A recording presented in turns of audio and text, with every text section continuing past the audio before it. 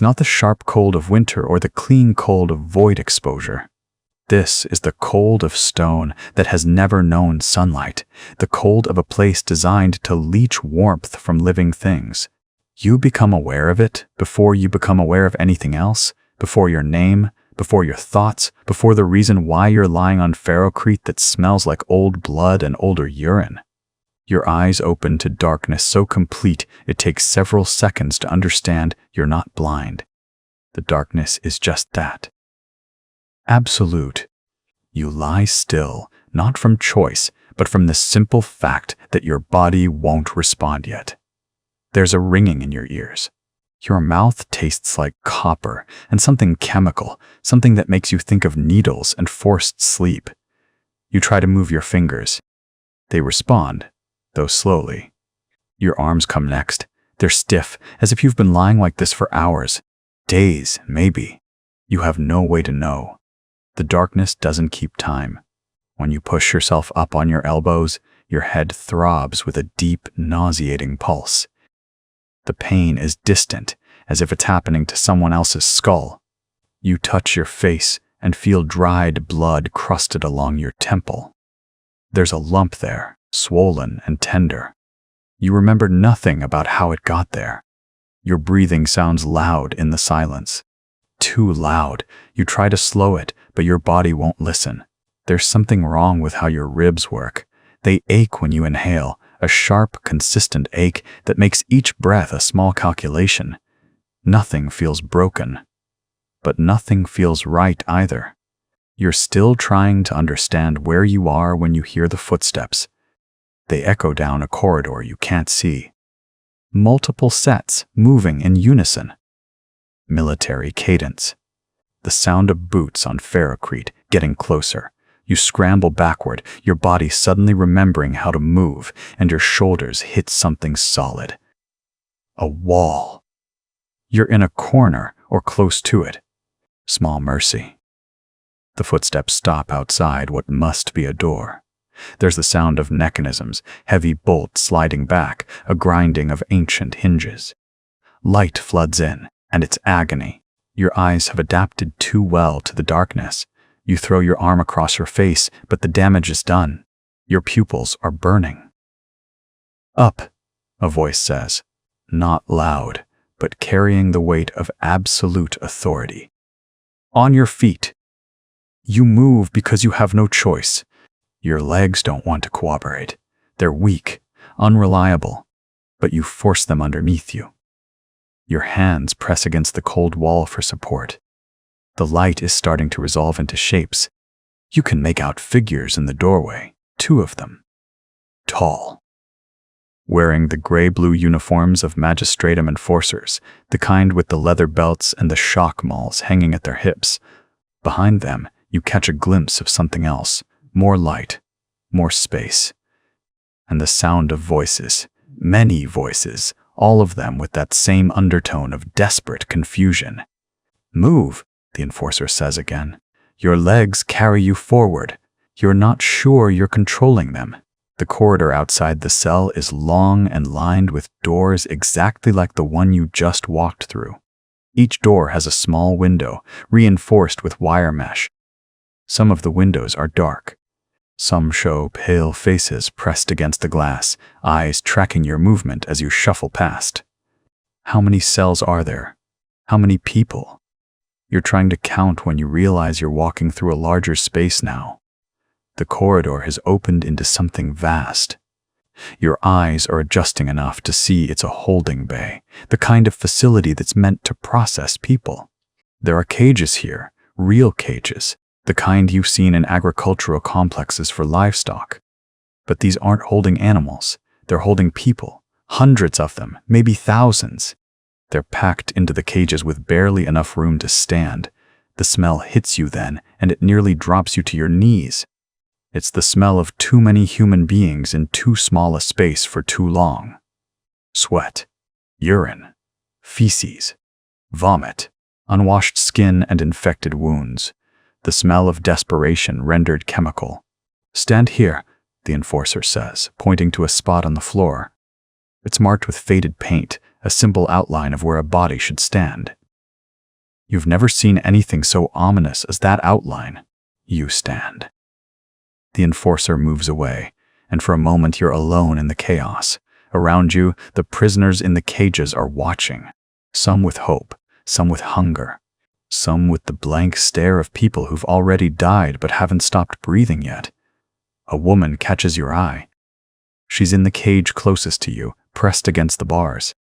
Her hair is matted. There's a bruise across her jaw that's gone the color of old meat. She opens her mouth like she's about to say something, then closes it again. Whatever she was going to tell you, she's decided you're better off not knowing. You don't know how long you stand there. Time has become unreliable. It could be minutes. It could be an hour. Your legs start to ache, then to burn, then to go numb. You're contemplating the possibility of simply sitting down when new figures emerge from the shadows. These ones are different. They're wearing the crimson and gold of the imperial magistracy. One of them, the one at the center, is wearing robes that seem to absorb the light. He's old, or at least he carries age the way some people carry authority. His face is sharp, all angles and shadows. When he moves, the prisoners in the cages go quiet. Even the sound of breathing seems to diminish. This is a judge. You know this instinctively, the way you know which end of a lasgun fires and which end you put against your shoulder. It's knowledge that lives below thought. The judge approaches a platform, a simple raised dais with a single podium. He's accompanied by two more figures, these wearing the black of the Adeptus Arbites. They take positions on either side of him, and the silence becomes so complete you can hear the hum of the facility's life support systems. Prisoner designation 777-349er. A voice calls out from somewhere. It's being read from a voxcaster, distorted and hollow. You don't move. Prisoner 7. 7. 3. The Condemned, Part 2. The voice cracks through the voxcaster again, cleaner this time. Prisoner 773-49er. You stand accused of crimes against the Imperium. The evidence has been presented. The verdict is rendered. You don't know what crimes. You still don't know. The trial happened in fragments. A room you were dragged into, voices speaking in formal Gothic you barely understood, words like sedition and heresy and conspiracy, thrown around like coins at a market stall. You remember a woman's face, angry, pointing at you. You remember denying things you couldn't remember doing. You remember the judge's expression never changing once. The judge steps to the podium now. He's old. Genuinely old, not the artificially preserved kind you see sometimes in the upper administrative levels. His face is a map of wrinkles, his eyes pale and watery behind corrective lenses. He wears the robes of the magistratum, deep crimson with gold threading. On his chest hangs the symbol of imperial justice, scales balanced perfectly, eternally. He opens his mouth and speaks. His voice is thin, reedy, the voice of a man who has sentenced thousands and will sentence thousands more before he dies. Prisoner 7. 734-9er, he says. You have been found guilty of crimes against the state. The sentence is death. Death. The word sits in the air like something physical. You feel it in your chest, a weight pressing down. Your hands are still shackled. The chains rattle slightly. You don't remember moving them. However, the judge continues, and something in his tone shifts. Not mercy. You know what mercy sounds like, and this isn't it. The Penal Legion has submitted a requisition for condemned labor. The Emperor's wars are endless. The need for soldiers is absolute. You are offered a choice, as permitted under the Lex Imperialis. He pauses. His pale eyes find you in the crowd. For a moment, you think he's looking directly at you. and you wonder if he sees anything at all, or if you're just another shape in a uniform, another condemned thing. Death by firing squad, he says, or service in the Penal Legion. You will answer now. Choose. The silence is absolute. The Arbites flanking him don't move. The Voxcaster hums. Somewhere in the detention block, a prisoner screams, has been screaming, you realize, the whole time. You just stopped hearing it. Death by firing squad is clean. You've heard that much. Fast. They put a target on your chest, and it's over in seconds. You'll be dead before your brain registers the rounds. There's something almost merciful about it. In this place where mercy is a concept that died centuries ago, the Penal Legion is something else entirely. You've heard stories, whispered in the cells during the night rotations. The Penal Legion fights the Imperium's worst wars. They're sent to places the regular army can't hold. They're used as shock troops, as meat for the grinder. Half of them don't survive their first engagement. 3/4 don't survive a year. But they get to live for a while. Your lungs feel tight. You're breathing too fast, too shallow. The chains on your wrists are cold. The floor is cold. Everything is cold and gray, and the judge is waiting for an answer, and you realize, with a clarity that cuts through the fog in your mind, that this is the moment. This is the hinge upon which everything turns. Die now, quick and clean, and it's over. Or live through whatever comes next, knowing it's going to be worse than this. Knowing you're trading death by firing squad for a slower death, a death that will come in pieces, and cold and hunger and pain and the sound of your own screaming. You open your mouth. Your voice comes out cracked, unused. The Legion, you say. The judge nods, as if you've confirmed something he already knew. So recorded. Prisoner 7. 7. 7. 349er is remanded to the custody of the Penal Legion for service in perpetuity, or until death, whichever comes first. May the Emperor guide your soul. He turns away. The Arbites move forward, and hands grab you, rough, uncaring hands, and you're being pulled back through the crowd of prisoners. You catch fragments of other trials as you're dragged past. Another death. Another Penal Legion. A woman sobbing. A man screaming that he's innocent, that it's a mistake, that there's been an error. There's never been an error. The magistratum doesn't make errors. It makes calculations.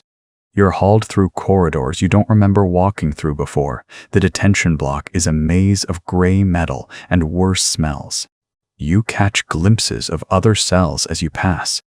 Rows of them, hundreds, each one packed with condemned things like you. Some of them watch you go, some don't have the energy left to watch. The guards, actual guards now, not Arbites, just regular PDF troops with the look of men who do this work every day and have stopped thinking about what it means. Throw you into a holding pen with dozens of others. The door slams shut with a finality that echoes in your bones. You stand there for a long moment, breathing hard. Your heart is still racing. Your hands are still shaking. You chose to live. That thought sits with you, heavy and strange. You chose to live, which means you chose to die slowly instead of quickly. You chose to go somewhere worse than this. You chose to become a Penal Legionnaire, which is what they call the condemned when they're being used up for the Emperor's wars. Around you, others are sitting, lying down, already resigned. A woman near you is weeping, not crying, but weeping, the full body grief of someone who understood exactly what she was choosing and chose it anyway. An old man sits with his back against the wall, staring at nothing. A younger man, maybe close to your age, is pacing the perimeter of the pen, counting his steps. You find a space against the wall and sit down. The floor is cold through your prison clothes. The air tastes like metal and fear, sweat and something else, something older and worse. 3 kilometers away from here, you'll later learn, the Penal Legion is already being assembled. Transports are being loaded, weapons are being distributed. The condemned are being sorted like cargo, like the material they actually are. But right now, in this the condemned cargo hold, the shackles close around your ankle with a sound like a coffin lid. Cold steel. Heavier than you expected. The chain attached to it runs to a bolt in the floor, and that bolt connects to dozens of other chains, dozens of other ankles, dozens of other people who made the same choice you did in that courtroom, or didn't make it at all, just got shoved toward the Legion because the judge was tired and the cells were full. You're standing in a cargo hold, the kind of space that was built to carry ammunition or machine parts or any of the 1,000 things the Imperium moves through the void without thinking. Not people. Never designed for people.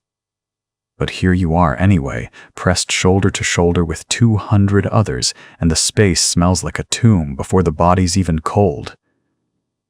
The air is thick. Wet. Your lungs feel heavy just breathing it. There's sweat, that's obvious. But underneath it, something worse. The ammonia bite of urine. The sweet rot of someone who's already soiled themselves from fear and hasn't been cleaned.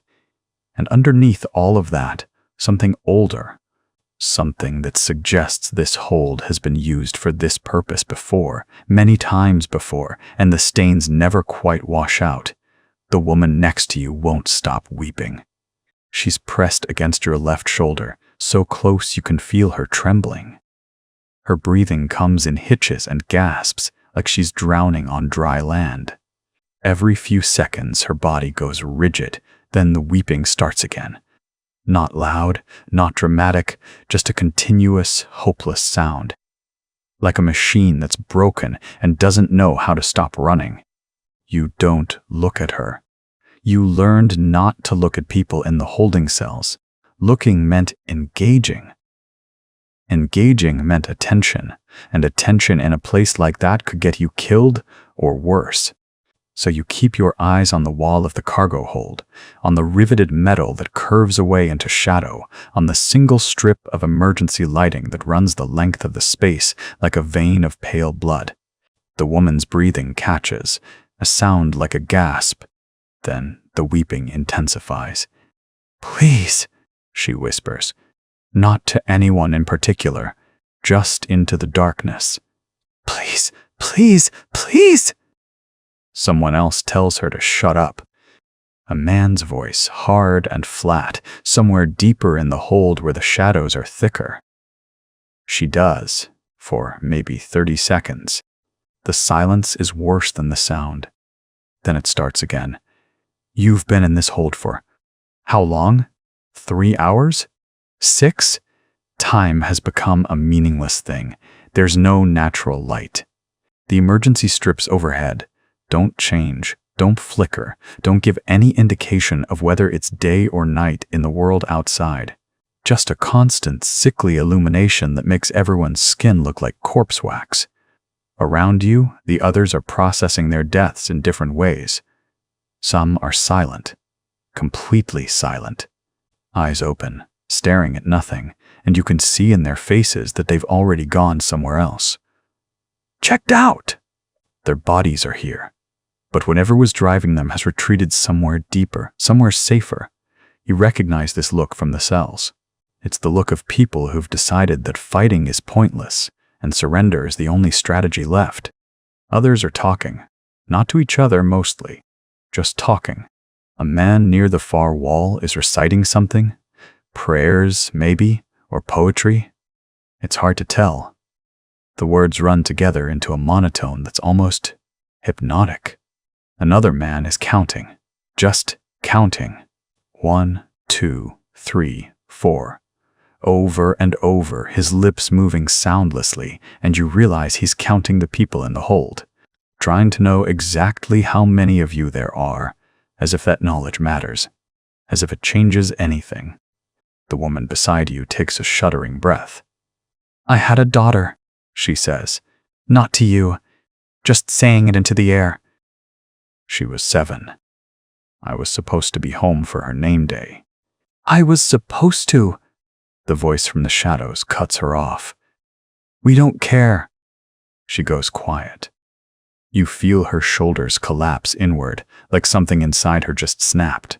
The weeping doesn't stop, but it becomes quieter, more desperate.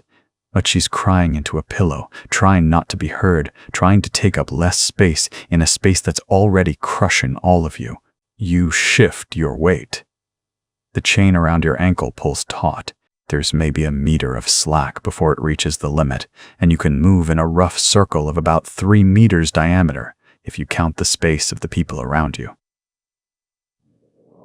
Most of them are also chained. Some have chains connecting them to each other. Partners, maybe, or people who came in together and the guards decided to keep them paired for efficiency. The air is getting worse. Someone has definitely vomited.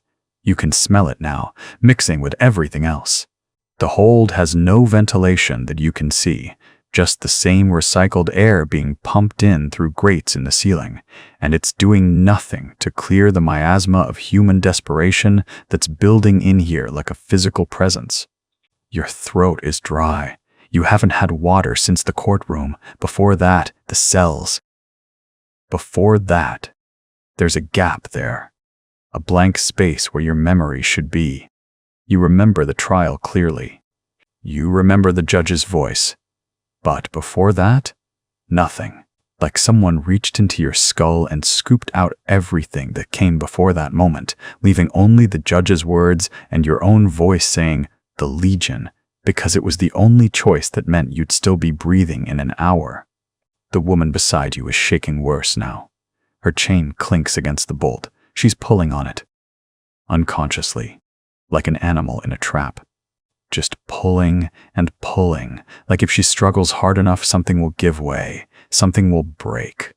Some mechanism will fail and the shackles will fall away and she'll be able to run back to the world, back to her daughter, back to whatever life she had before the magistratum decided she belonged here. The chain doesn't break. "Stop that," someone says, the voice from the shadows again. Older, tired, "You'll just hurt yourself." "I don't care," the woman says. Her voice has changed. The weeping is gone, replaced by something raw and animal. "I don't care. I don't care. I don't." A guard's boot comes down on the chain near her ankle. Hard. The woman yelps, a high-pitched sound of pain and fear. The boot stays there. The Condiment, Part 4. The viewport isn't meant for prisoners, but the guards stop paying attention around the 3rd hour of transit. You and the others crowd toward the reinforced transperisteel portal like pilgrims to a shrine. Not because you want to see what's coming, but because looking is better than not looking. Better than sitting in the dark with your thoughts and the smell of 200 people who haven't seen water in 6 days. The fortress world rises beneath you like something that shouldn't exist. At first, it's just a dot, then a sphere, then a planet that fills your vision entirely. But it's not the planet itself that matters. It's what's been built on it. Structures that dwarf any city you've ever seen, their surfaces studded with gun emplacements the size of hab blocks. Walls that stretch across entire continents. And in the valleys between them, the training grounds. You can see them from orbit. Row upon row of formations, thousands of figures moving in synchronized patterns across red Earth. Or maybe they're not moving. Maybe they're standing still and the planet is rotating beneath them. Your mind can't quite process the scale. The distances are too vast, the numbers are too large. Your brain keeps trying to reduce it to something comprehensible and failing. A man presses against you, trying to get closer to the glass. His shoulder is sharp through his thin prison shirt. You can feel his ribs. He's been here longer than you. You can tell by the way he breathes, like each lungful costs something. He stares down at the training grounds with an expression you can't quite read. Then he laughs. "It's not a sound of humor. It's the sound of something breaking." "That's where they take us," he says. His voice is rough, like he swallowed gravel. That's the forge. You don't ask how he knows. You already know. Everyone on this transport knows. It's been whispered through the cargo hold since the moment the engines shifted and gravity changed. The Penal Legion doesn't recruit. It takes what the courts condemn. It takes people like you, people with no value, no future, nothing to lose but lives that weren't worth much to begin with. The woman who won't stop weeping is still weeping. She's behind you, deeper in the crowd. You can hear her even over the hum of the ship's engines.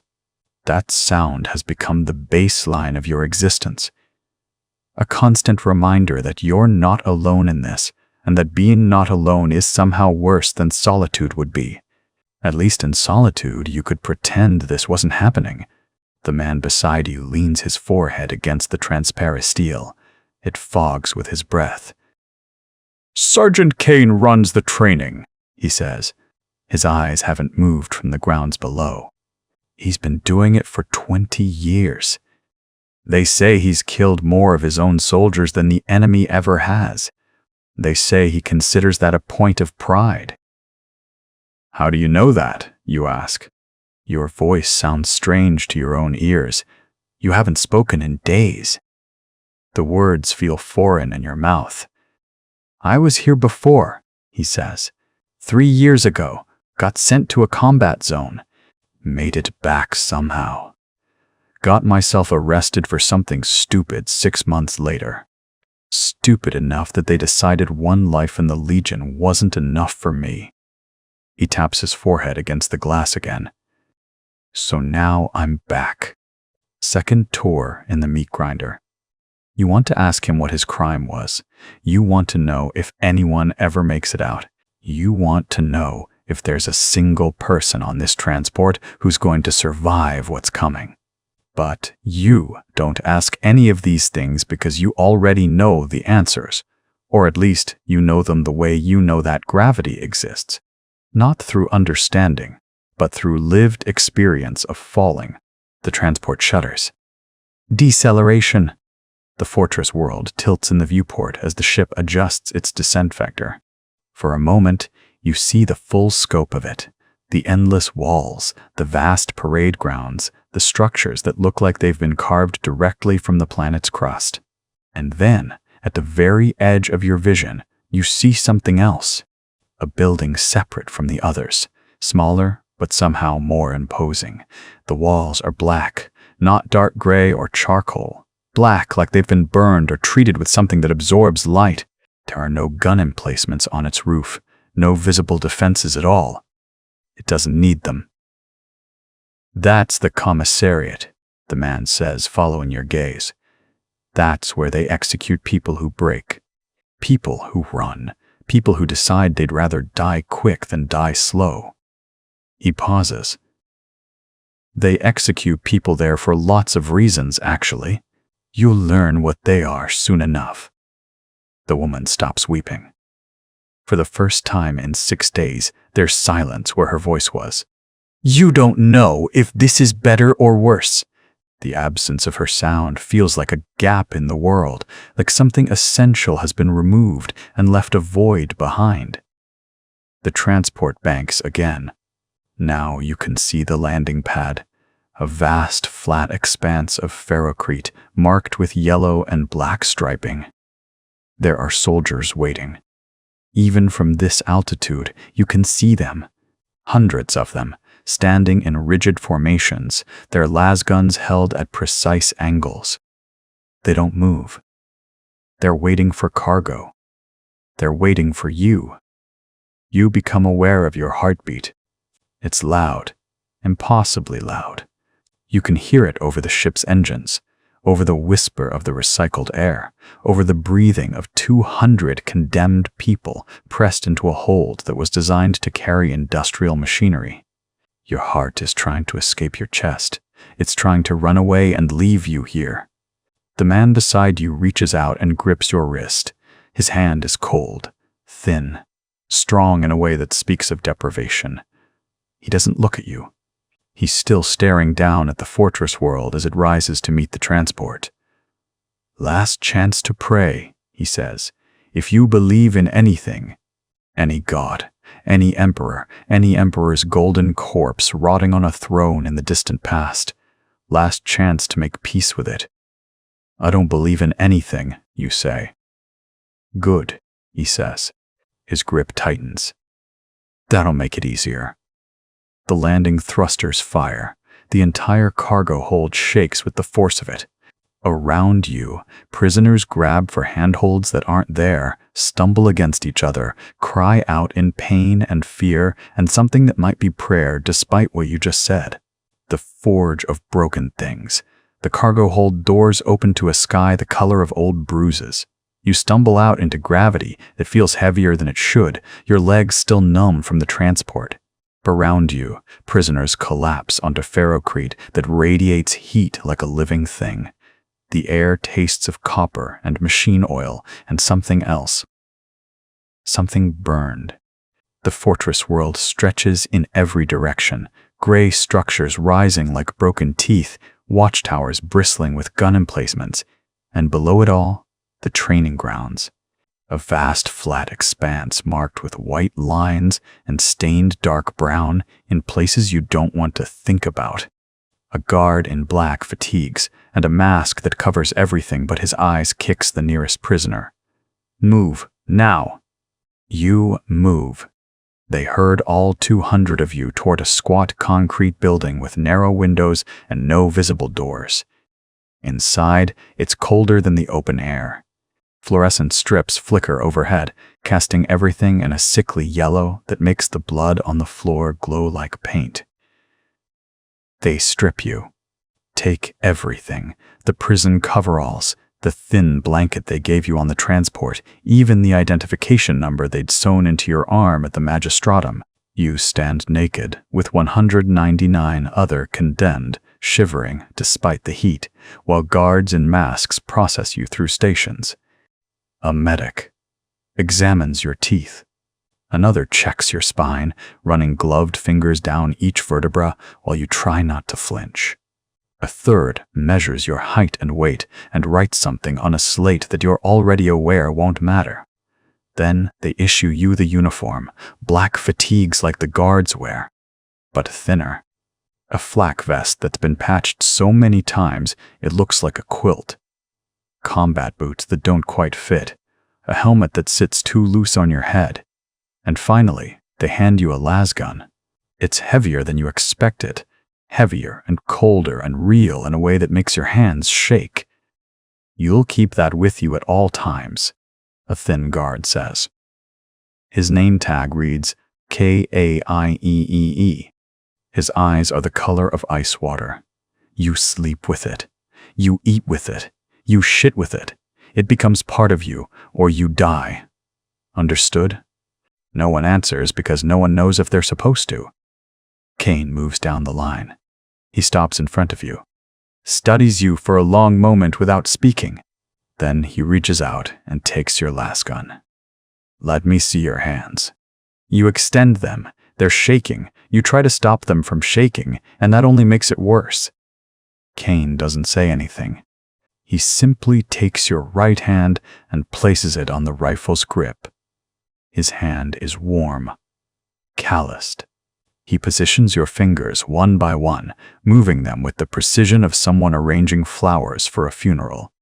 Your index finger here, your thumb there. The others wrapped around the stock, like you're holding something alive that might escape. This is not how you hold it, he says. He takes your other hand and places it under the barrel, adjusts your grip again, steps back to observe his work. This is also not how you hold it. You want to ask what the correct way is, but something in his voice tells you that asking questions is not part of this process. Kane reaches out and takes your right index finger, the one he positioned so carefully. Watch, he says. He bends it backward. The pain is white and immediate and total. It doesn't build. It simply exists, a scream that starts somewhere in your chest.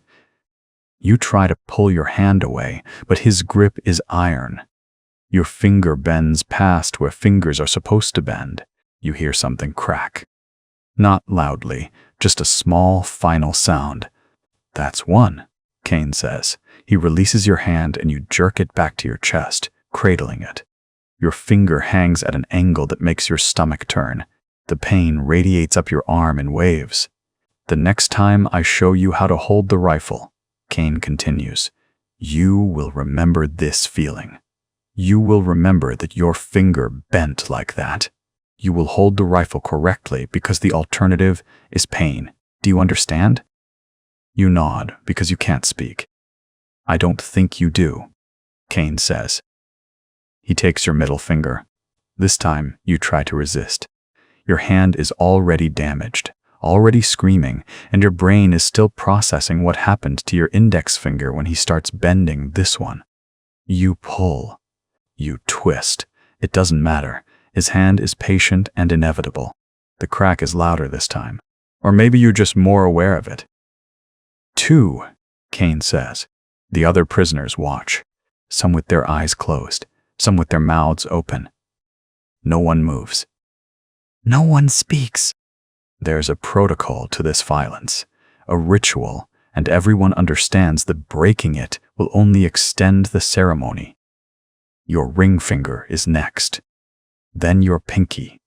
By the time Kane reaches your left hand, you're not resisting anymore. You're simply standing there, breathing through your mouth, making small sounds that you don't recognize as your own voice.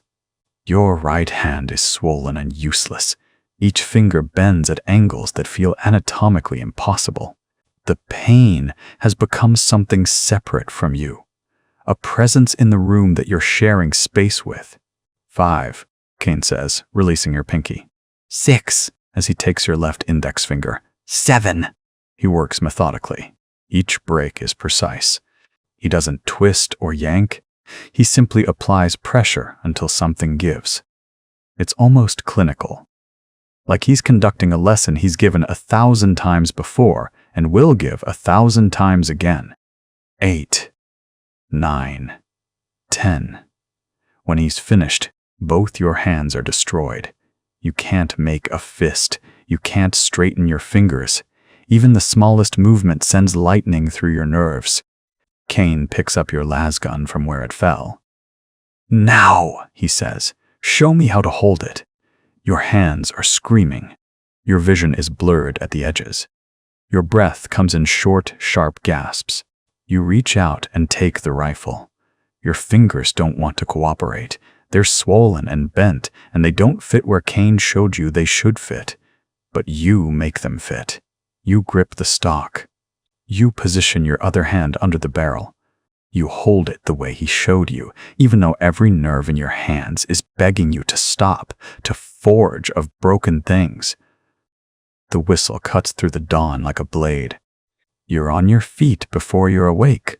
That's what the first 3 weeks have taught you. Sleep is a luxury that ends the moment sound reaches your ears. Your body moves now on pure reflex, muscle memory carved into you through repetition and pain. Around you, 200 other prisoners scramble from the barracks floor, a tangle of limbs and cursed breath. Someone's elbow catches your ribs. You don't react. Reacting wastes time. The training grounds are a flat expanse of cracked rockcrete, bordered on all sides by the fortress walls that rise like the teeth of some vast mouth. The sun here is pale and wrong. This world orbits close enough to a dying star that the light comes out thin and jaundiced. You've learned its name now. Forgholm. A prison world. A training ground. A graveyard with a schedule. Sergeant Kane stands at the center of the field, his massive frame silhouetted against that sickly light. His uniform is pristine. His boots are polished to mirrors. His face is a blank slate of command. Behind him, 3 guards with shock staves wait in perfect stillness. You've seen what those staves do. You saw Harvin take one across the back last week when he collapsed during the morning run. He didn't get up. They dragged what was left of him away on a stretcher, and no one was told what happened to him, and no one asked. 200 meters, Kane says. His voice doesn't carry. It simply exists, and somehow you all hear it. To the marker and back. 20 times. You have 1 hour. One of the new prisoners, a thin man with a scar across his scalp, makes a sound. Not quite a laugh. Not quite a sob. Just a small noise that means he understands the math. 4 kilometers in 60 minutes, while your body is already broken from the previous day's training. 4 kilometers while your lungs are still healing from the day before that. 4 kilometers, or the whip. The whip is worse than the shock staves. You know this because you've seen it used twice now, and both times the prisoner never made it back to the barracks under their own power. Begin, Kane says.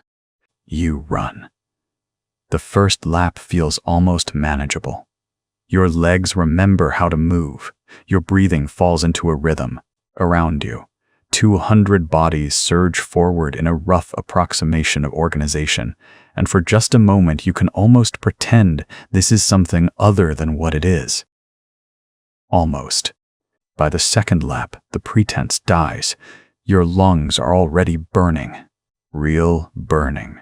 Not the dull ache of exertion, but the sharp, tearing sensation of tissues pushed past their limit, of something inside you coming loose and bleeding. You can taste copper. You don't know if it's real or just the taste of fear and exhaustion, but it's there on your tongue, metallic and wrong. The man to your left. You don't know his name. No one has names here, just serial numbers that the guards call out at roll. He's starting to fall behind. You can see it happening. His stride is shortening. His arms aren't pumping the way they should. He's going to crash. You want to slow down. You want to help him. Some part of you that hasn't been completely beaten out of your chest still registers that this man is suffering the way you're suffering, and that matters, and that you should. A shock stave crackles through the air behind you. The man screams. Once. Then he's down, convulsing on the rockcrete, and you're running past him because if you stop, if you even slow down, you're next. That's the lesson. That's always the lesson. 3 laps. 4. The sun hasn't moved. Or maybe it has, and you're just too far gone to notice. Your vision is starting to tunnel at the edges. Your legs are moving, but you're not entirely sure they're connected to your brain anymore. They're just happening, mechanical and desperate. You've stopped counting the distance. You're just running because stopping means death, and you're not ready for death yet. Not here. Not like this. The scar-faced man is ahead of you now, his body straining, and you can see he's doing the math differently than you are. He's not trying to survive the hour. He's trying to finish enough laps that the guards will leave him alone. He's pushing harder, faster, burning through whatever reserves he has left, like a man setting fire to his own house because at least then he's the one in control of the burning. You watch him pull ahead. You watch him maintain that pace for another lap. You watch him completely come apart on lap 7. His legs just stop working. Not gradually, just stop, like someone cut a rope. He goes down hard, his body sprawling across the rockcrete in a way that bodies shouldn't sprawl. His face scrapes stone. Blood starts pooling under his chin.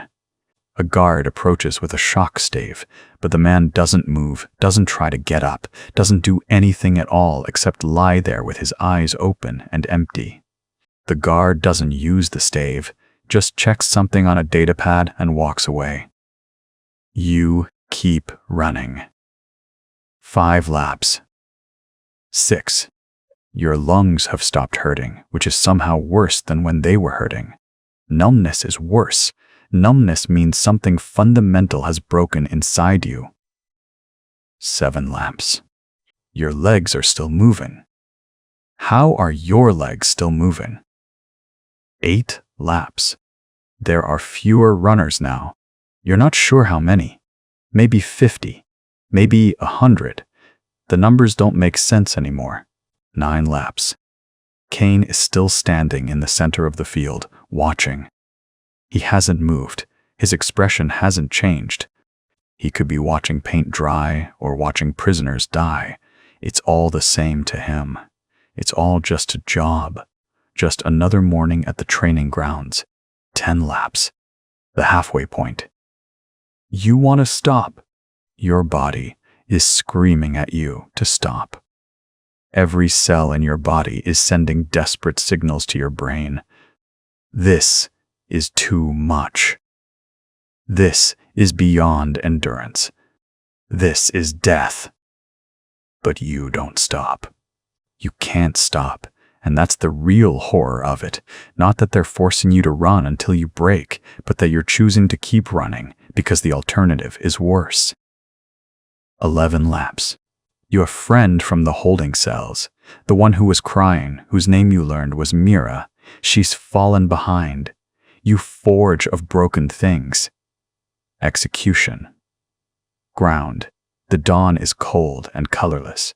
You're learning that Cain doesn't believe in mercy, not even for the sun. 237 of you stand in formation on the training ground. The grass is dead. The earth beneath your feet is packed hard from 10,000 footfalls. Your legs are still shaking from yesterday's run, the one where Mira didn't make it back until well after dark, limping, her face the color of old bone. You'd watched her collapse at the barracks entrance.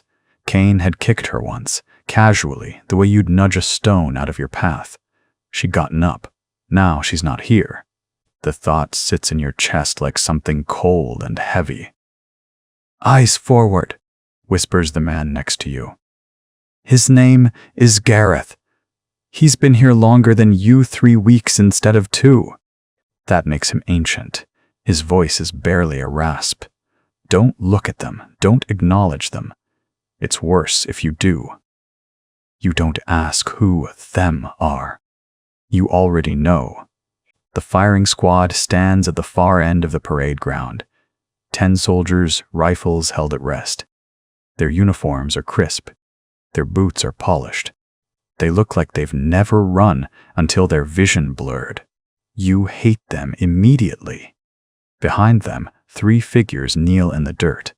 The first one you recognize. His name was Harvin.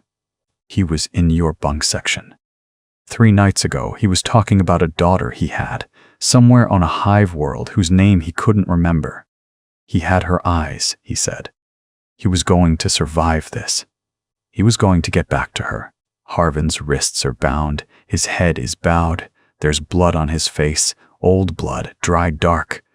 His left eye is swollen shut. These men, Cain's voice cuts across the parade ground like a blade, have failed the Imperium. He walks slowly between the kneeling prisoners and your formation. His boots click against the hard earth. Each step is precise, measured, a metronome of absolute certainty. He's enjoying this. You can see it in the way his jaw moves, the slight curl at the corner of his mouth. Harvin, Cain says, stopping in front of the first kneeling man, could not complete the final run. His body gave out. His will gave out. Cain's hand falls on Harvin's shoulder. It's almost gentle.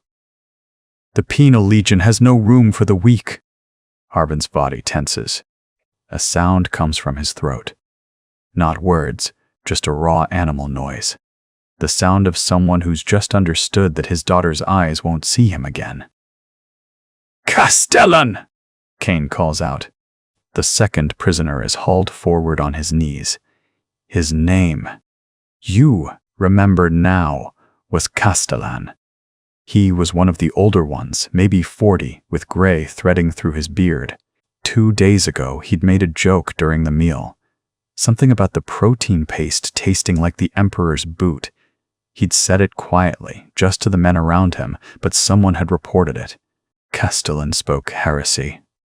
Blasphemy against the God Emperor of mankind. Castellan's jaw is working. You can see him mouthing something. A prayer, maybe.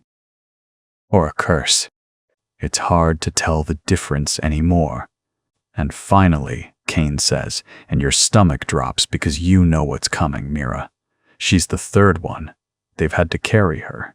Her left leg won't support her weight. You can see the way it bends wrong, the swelling that's turned her calf purple and black.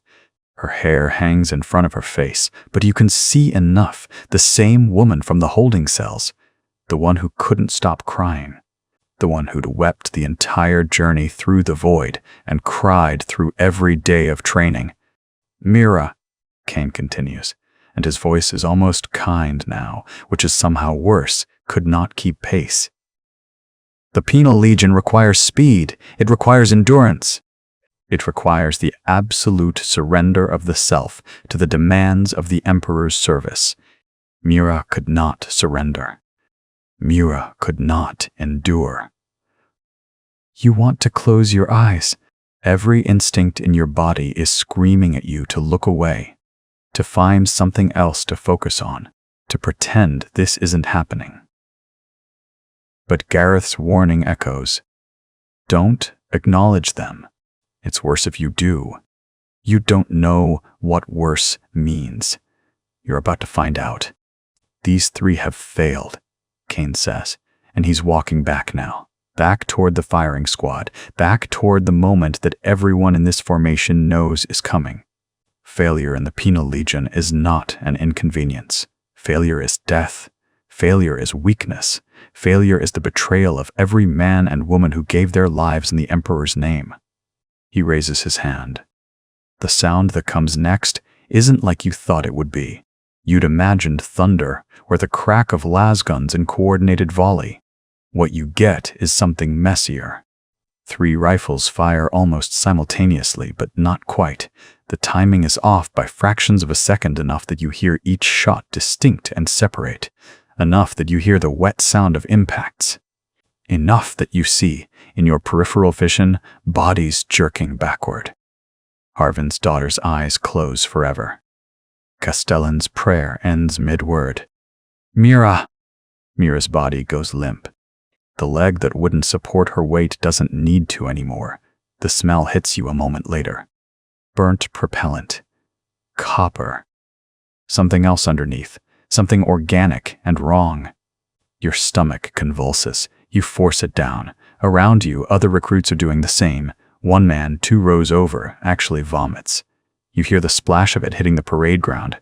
Kane is still talking. His voice has become background noise, a droning recitation of duty and sacrifice and the price of weakness. Your mind has gone somewhere else. It's taken refuge in the small, cold part of your brain that's learned, over the past 2 weeks, how to survive. This is what happens if you fail. This is what happens if you can't run fast enough. This is what happens if your graduation. The morning they hand you live ammunition, the sky is the color of old bruises. You stand in formation with 39 others, exactly 400. You've watched 400 people die over the past 8 weeks. Some quickly, some slowly. Kane kept count on a slate he carried, marking each name with a stylus, crossing them out like they were inventory. When he hit 400 erasures, he smiled. An actual smile. His teeth were yellow.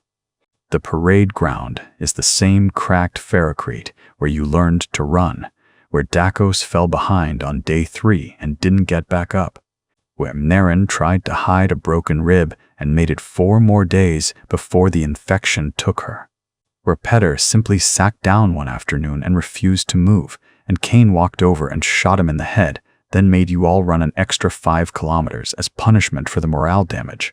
You stopped thinking of them as people. That's the thing nobody tells you about the Penal Legion. It's not the pain. It's not the hunger. It's not even the constant knowledge that you're going to die.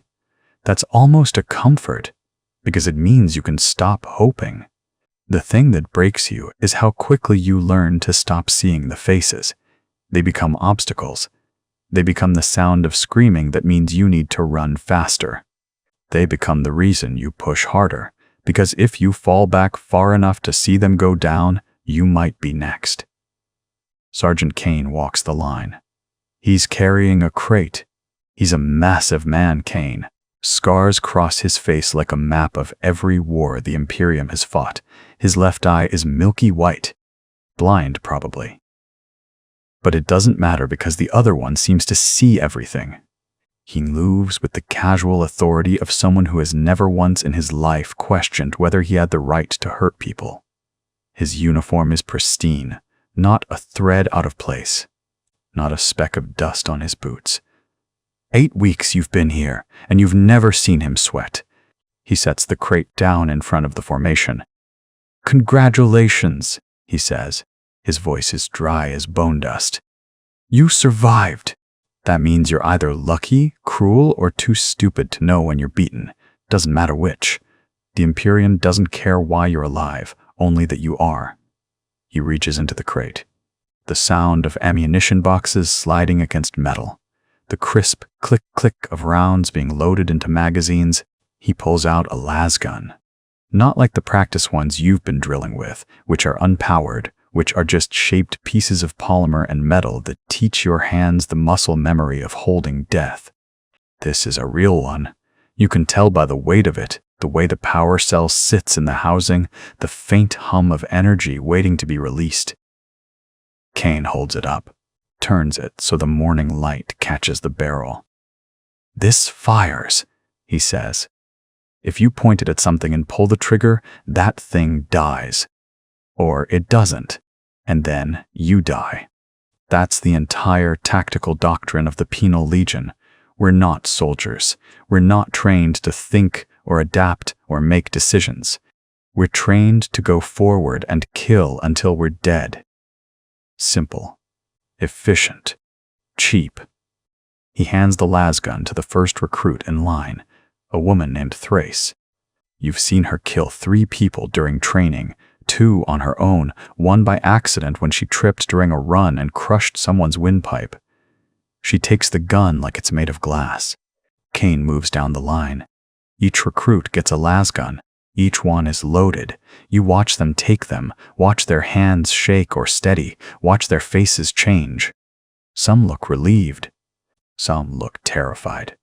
One man, you think his name might be Corvin or maybe Corin. You stopped learning names after the first week. Actually smiles. A real smile. Like he's been handed the keys to something precious. When Kane reaches you, he doesn't hand you the gun immediately. He looks at you. His good eye locks onto yours, and you feel something shift in your chest. Not fear, exactly. You've gotten used to fear. It's become like the hunger present, constant, something you've learned to function around. This is something else. This is the weight of being seen. You're the one who carried Dakos back to the barracks after he collapsed on kilometer run 7, Kane says. It's not a question. You don't answer. You learned early that answering questions Kane asks is usually a mistake. You dragged him 3 kilometers when you could have just left him, could have let him fall behind. Nobody would have blamed you. Nobody would have even noticed, probably.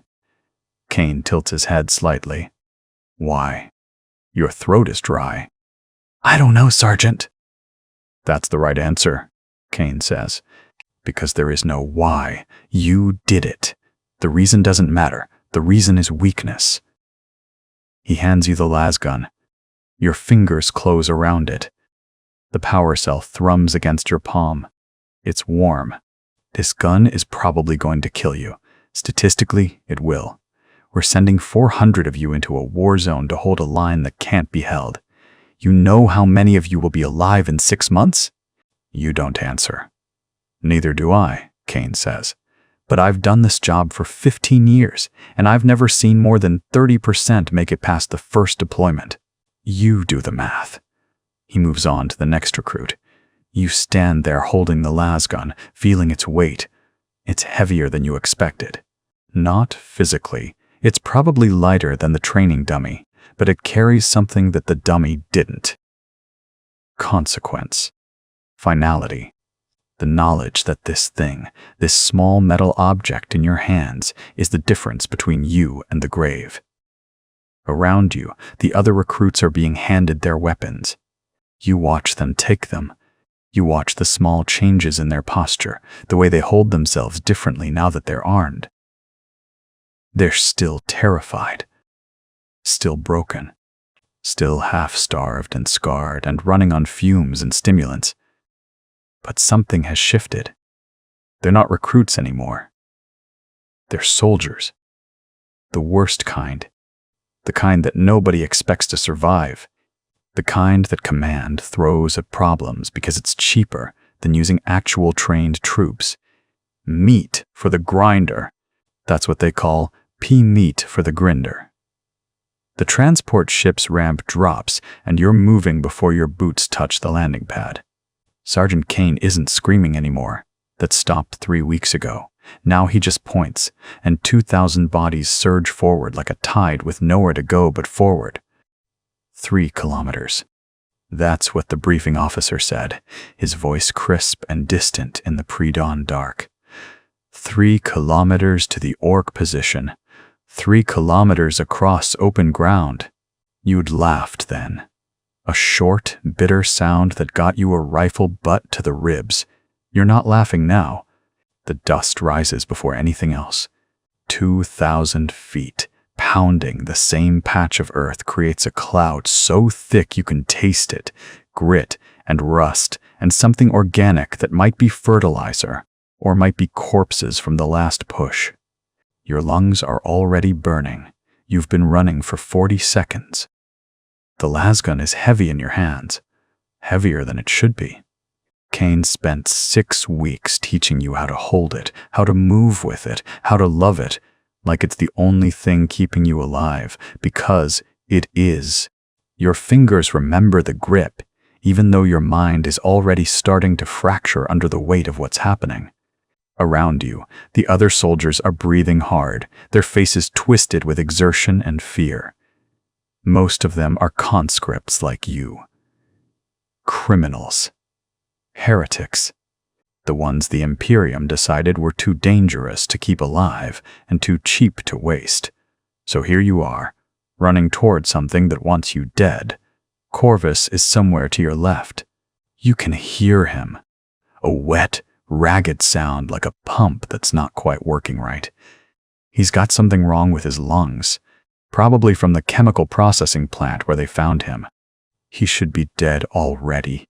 Probably will be soon. But right now, he's running, and his legs are keeping pace with yours, and that's all that matters. The ground is uneven. Rocks hidden in the dust. You almost go down once. Your boot catches something hard, your ankle screams, but you keep moving because stopping means getting trampled or getting shot, or both. The soldier behind you doesn't have the luxury of almost falling. He goes down hard, face first into the dirt, and you don't see what happens to him because you're already past. 1 kilometer gone. Your thighs are burning. Your lungs are on fire. You're still wearing the flak armor they issued. You thin stuff, barely enough to stop a stubber round, meant more to give you false hope than actual protection. It's soaked through with sweat already. Your boots are loose on your feet. One of the other conscripts is screaming, not words, just a sound, a release of everything inside trying to get out. The orcs see you coming. You know this because the ground starts to explode. Not around you yet. Ahead. Long-range fire, heavy caliber, the kind of thing that turns bodies into red mist and doesn't even slow down. The line ahead of you doesn't break. It can't break because Kane and the other sergeants are there, and they've got guns too, and they're not pointing them at the orcs. Keep moving. The order comes through the vox bead in your ear. Not Kane's voice. Someone higher up, someone safe. Your legs obey even though your mind is screaming. That's what 6 weeks of training does to you. It rewires something fundamental. Fear becomes motion. Panic becomes forward momentum. You're not thinking anymore. You're just running. 2 kilometers gone. The dust is starting to clear now, and you can see the position ahead. Bunkers. Fortifications. Green shapes moving behind the barriers. Massive, brutal shapes that are nothing like the training holos. Bigger. Faster. Wrong in a way that makes your hindbrain scream to turn and run the other direction. That's when Corvus screams. Not the controlled scream of exertion. Not the animal sound of fear. A real scream, the kind that means something fundamental has broken inside him. You don't stop. You can't stop. But you see it in your peripheral vision, a lass bolt, red and ugly, punching through his left shoulder. He stumbles. Keeps running. Another bolt catches him in the ribs. He goes down, and this time he's not getting up. Your legs are moving faster now, not because you're brave, not because you're trying to avenge him, because adrenaline is a drug, and your body has decided that moving faster means a better chance of not being the next one to fall. Corvus is screaming behind you. You can hear him over the roar of 2,000 feet and the howl of incoming fire. He's screaming your name. You don't know when he learned it? You've been in the same unit for 6 weeks, and you've never actually spoken to him, not really. Just existed in the same space, shared the same thin gruel, watched the same executions. He's screaming your name, and you're running toward the orcs, and you're not turning back. The orc fire is heavier now. Systematic. They've got range, and they're using it. The line ahead of you is thinning. Soldiers are fallen, and the ones behind them are stepping over the bodies without slowing down because that's what you do. You step over the dead, and you keep running because the alternative is joining them. 2.5 kilometers. Your vision is starting to tunnel. Your legs are moving on their own now. Your lungs are making sounds they shouldn't make. The flak armor is rubbing your shoulders raw. You got a blister on your left foot that popped somewhere around the 1 kilometer mark. Everything hurts. Everything is screaming. But you're not screaming. Not anymore. The orcs are closer now. Close enough to see their faces. Brutal, tusked faces. Eyes like burning coals. Weapons that are barely more sophisticated than clubs, but hit harder than anything the Imperium has ever built. Close enough to smell them, a thick, rotten stench that cuts through the dust and the sweat and the blood. Your lasgun is hot in your hands.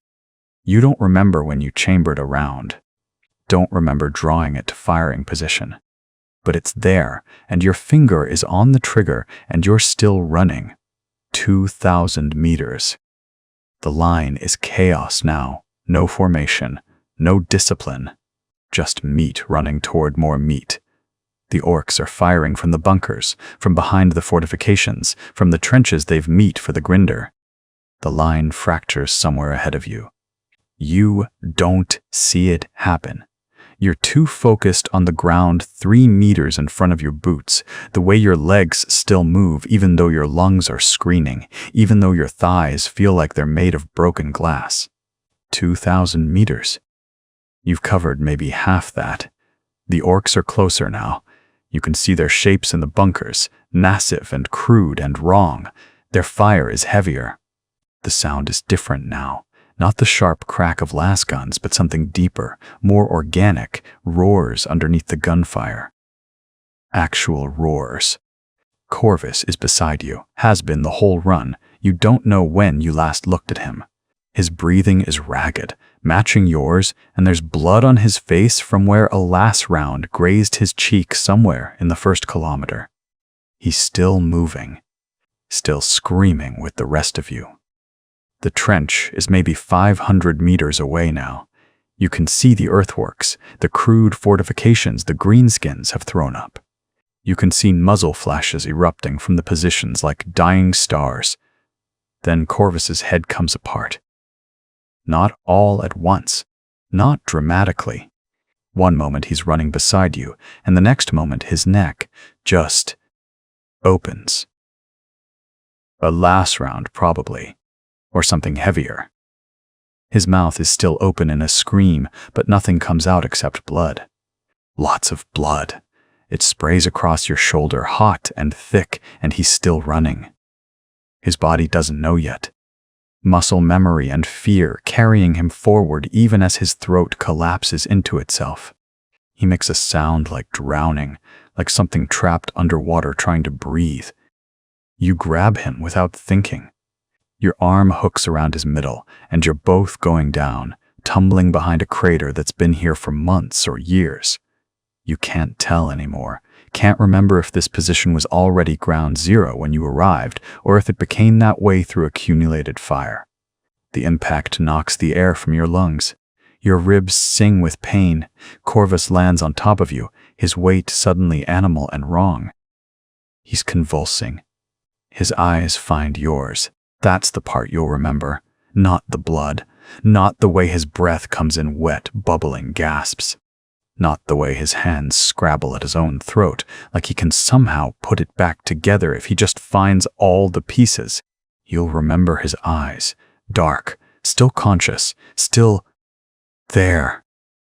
And the terrible knowing in them. He knows. He knows he's done.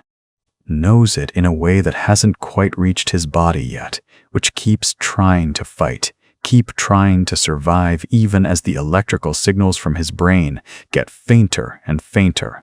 You press your hand against the wound. It's massive. The round tore through his neck clean, severed something vital. Blood pumps between your fingers in rhythm with his heartbeat. Warm. Getting cooler. You try to apply pressure, but there's nothing to press. It's like trying to plug a hole in a dam with your bare hand. "Stay with me," you hear yourself say. Your voice sounds distant, like it's coming from outside your body. "Stay with me, Corvus. Medical team is right behind us. We'll get you back. He tries to speak. Manages something between a gurgle and a scream. More blood comes up. It fills his mouth, spills down his chin, pools in the hollow of his collarbone. His hands are still moving, but they're weaker now. Shock is setting in. His pupils are dilating. The gunfire is getting louder. Closer.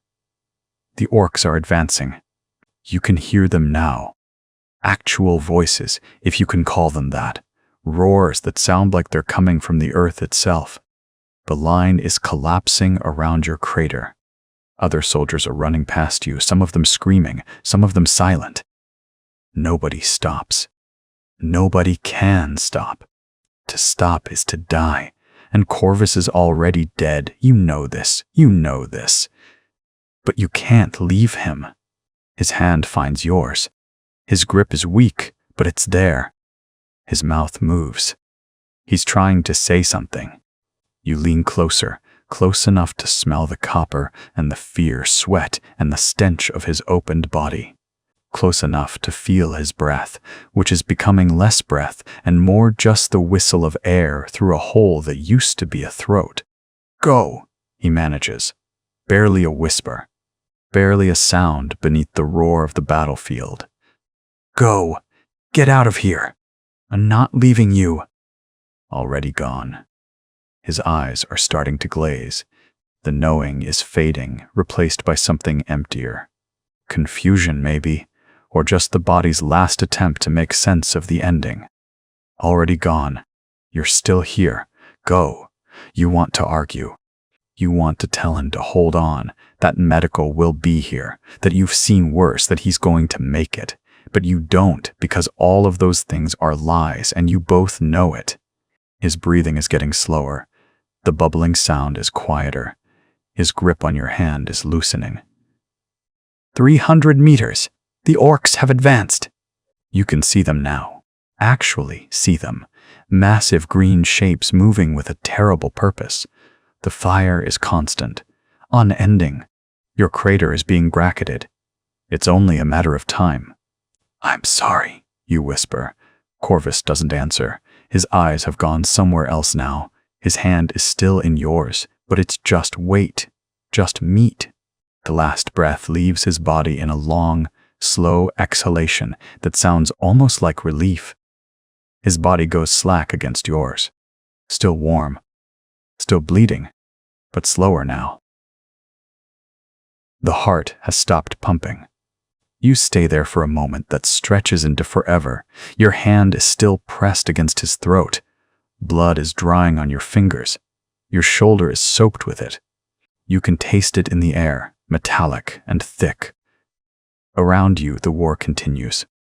Lasguns, roars, explosions, screams, all of it muffled, like you're underwater, like you're already dead too, and this is just the echo. Then something rounds the crater. You move on instinct, bringing your lasgun up, finger finding the trigger. But it's just another soldier, one of yours, face streaked with ash and blood. He doesn't even look at Corvus. Doesn't even register that there's a corpse in your arms. Meat for the grinder, days of holding. The trench smells like copper and shit and burning promethium. You've been here for 3 days, or 4. Time moves differently when you're waiting to die. Your lasgun is hot in your hands, not from firing, from the ambient heat of the planet itself. Armageddon's sun hangs overhead like a swollen wound, and the reflected heat off the ash-covered ground turns the trench into an oven. Sweat pools in the crease of your neck. Your flak armor, meant to protect, now feels like a coffin lid pressing down. You can smell yourself underneath the other smells. Unwashed skin, fear, sweat. The particular stench of a man who hasn't had a bowel movement in 72 hours because his body has learned to hold on to everything. The orcs are still out there. You can hear them sometimes between the firefights. That deep, guttural roaring that sounds less like a voice and more like the earth itself breaking open. When it comes, the men around you go quiet. Even Sergeant Kane, who stands 3 positions down the line with his bolt pistol drawn, doesn't shout orders. There's nothing to order. You hold. You fire.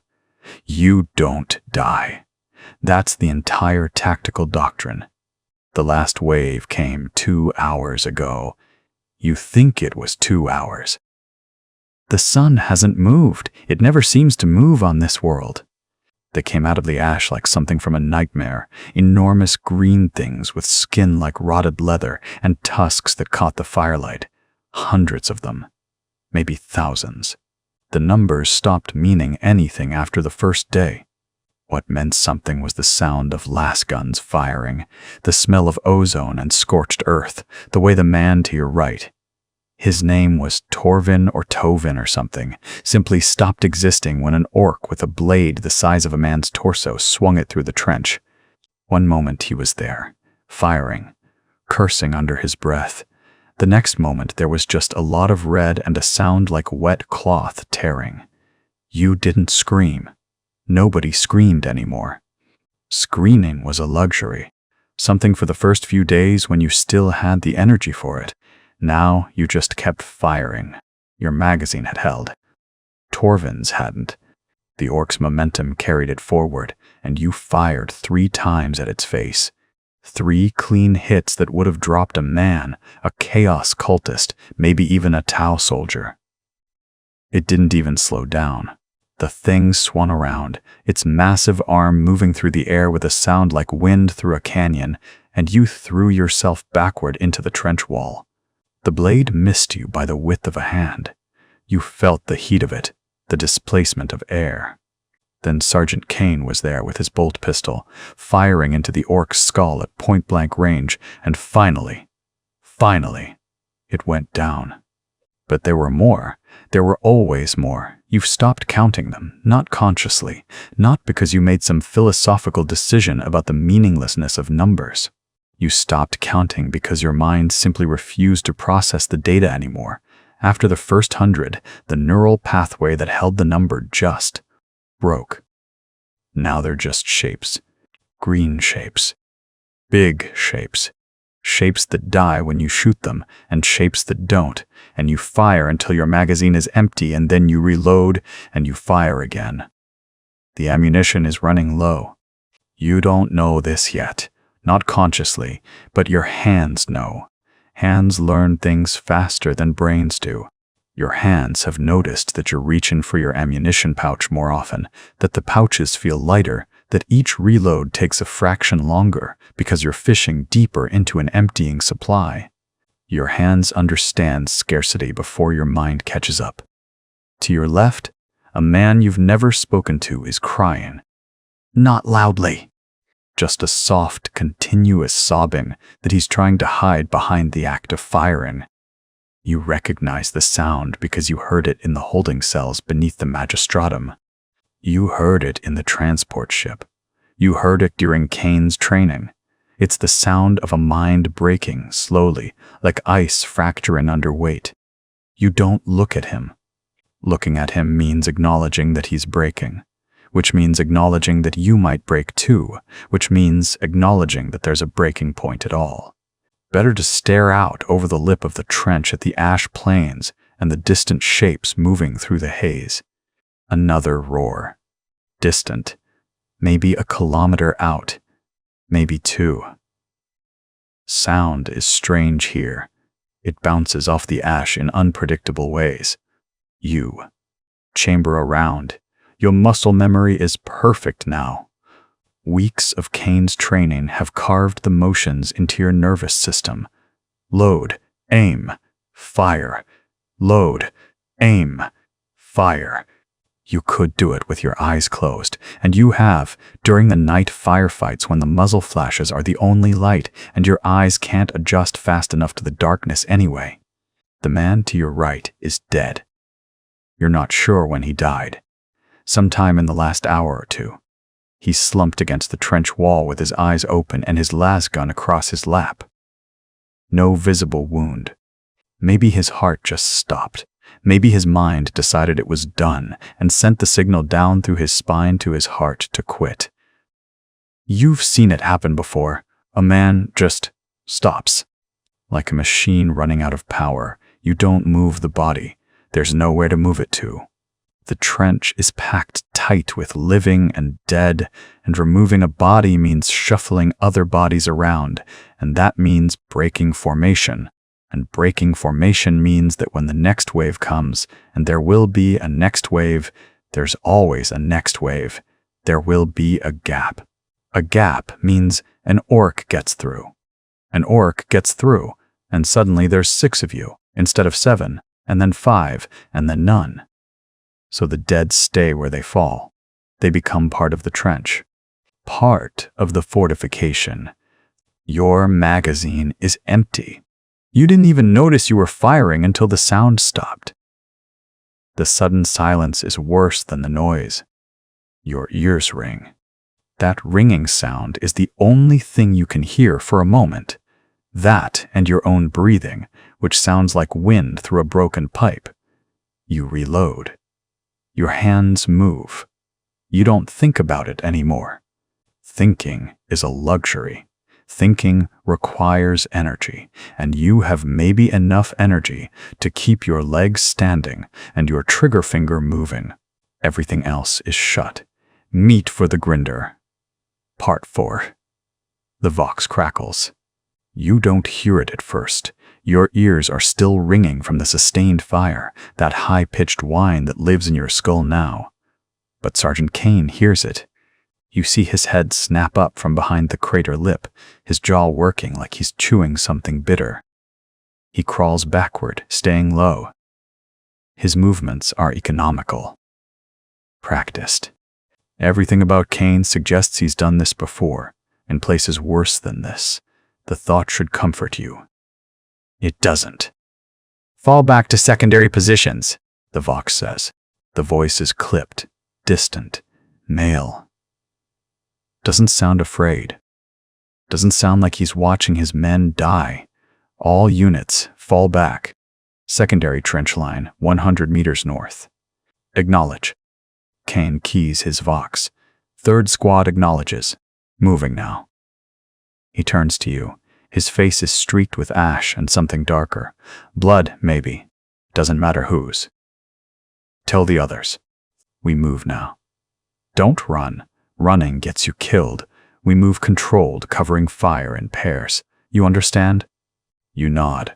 Your throat is too dry to speak. He's already crawling toward the nearest man, a kid named Torvin who's been with you for 3 months. Torvin's been firing so long, his hands are shaking. Kane grabs him by the shoulder, says something you can't hear over the ringing, and Torvin nods like he understands. Like understanding matters. You turn to your left. There's a woman there. Her name is Shen, you think, or maybe that's someone else, and she's staring at the orcs advancing across the killing ground like she's watching something beautiful. Her lasgun hangs loose in her lap. There's a crater to your left where Corvus was, where his body still is. You don't look at it! We're moving, you tell Shen. Your voice sounds like it's coming from somewhere else. Fall back, secondary positions. Come on. She doesn't move. She's watching the orcs, maybe 100 meters away now, their green hides catching the light of their own explosions. One of them roars.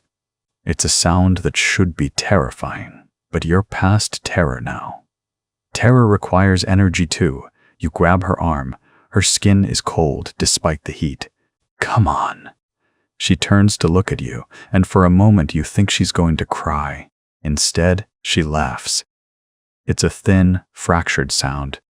Then she nods and starts moving. Kane's organizing the retreat. First pair moves. Torvin and another man you don't know, covering fire, moving backward in a crouch. They make it 10 meters before the orcs focus on them. You see the impacts. See Torvin stumble. He keeps moving. The other man is pulling him along. Your turn comes. You grab Shen's arm again and move. Your legs feel like they belong to someone else. The ground is churned mud and casings and things you don't think about. Your heart is hammering so hard you think it might break your ribs. Behind you, the orcs are screaming.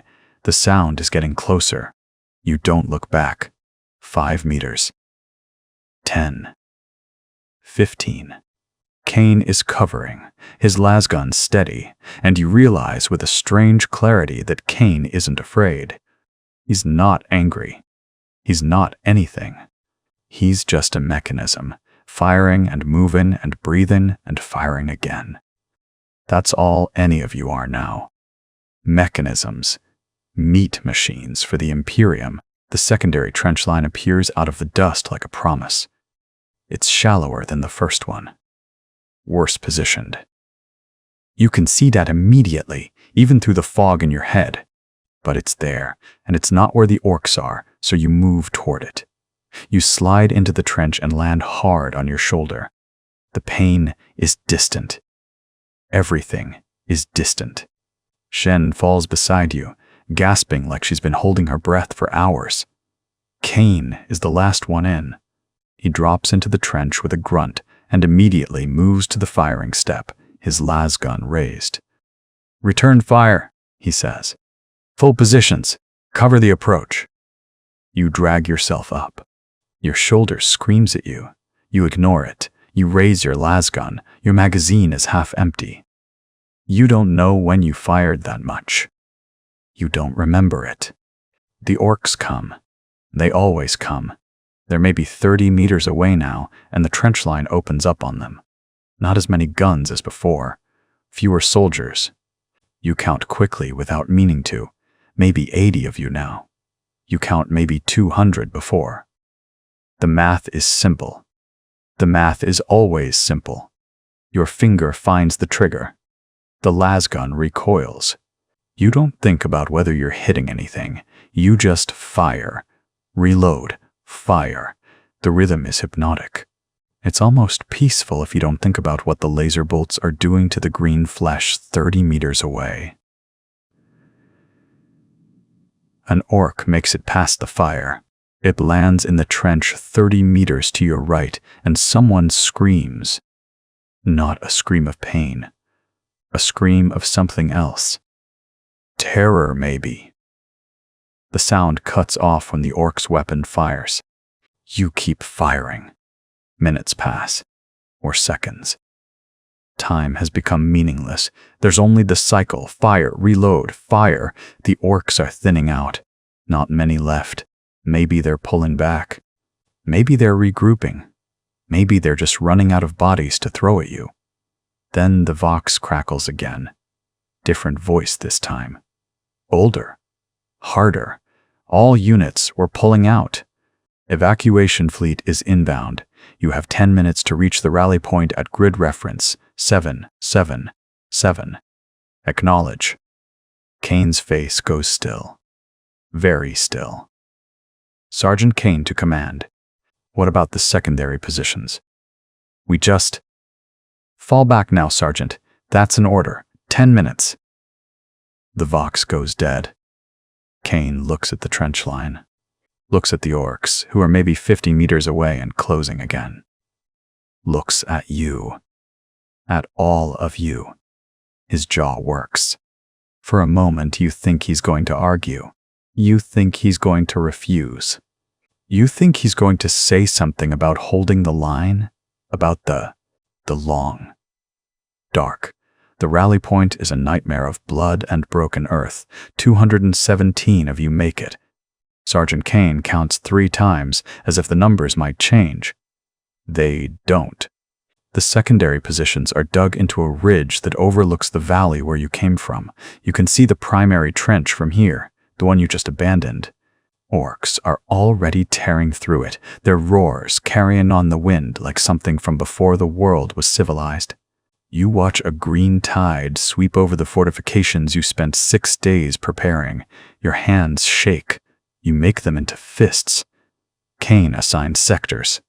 You draw the northwestern approach, a stretch of rocky ground that slopes upward toward the ridgeline.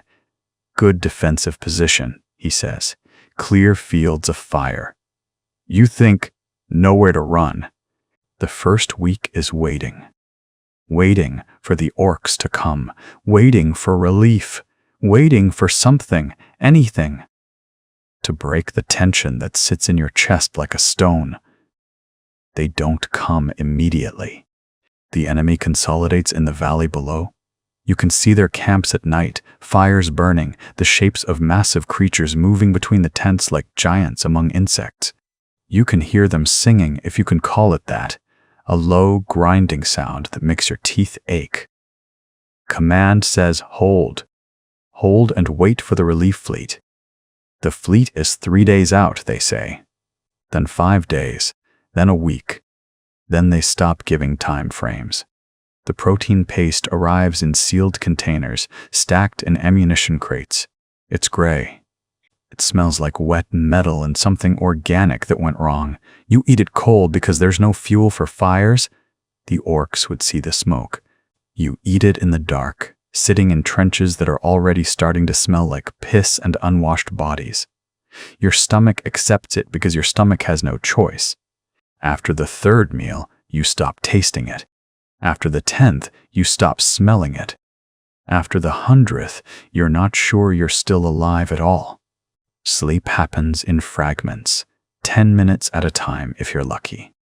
If you're not lucky, you get 5. The rotation is simple. 2 hours on watch, 4 hours off duty, but off duty doesn't mean sleep. Off duty means sitting in the trench, staring at nothing, trying not to think about the orcs in the valley or the fact that the relief fleet keeps not arriving. You learn to sleep with your eyes open. You learn to wake at the sound of a lasgun charging. You learn that the human body can run on almost nothing if fear is your primary fuel. 2 weeks pass like this. Your fingers become thin.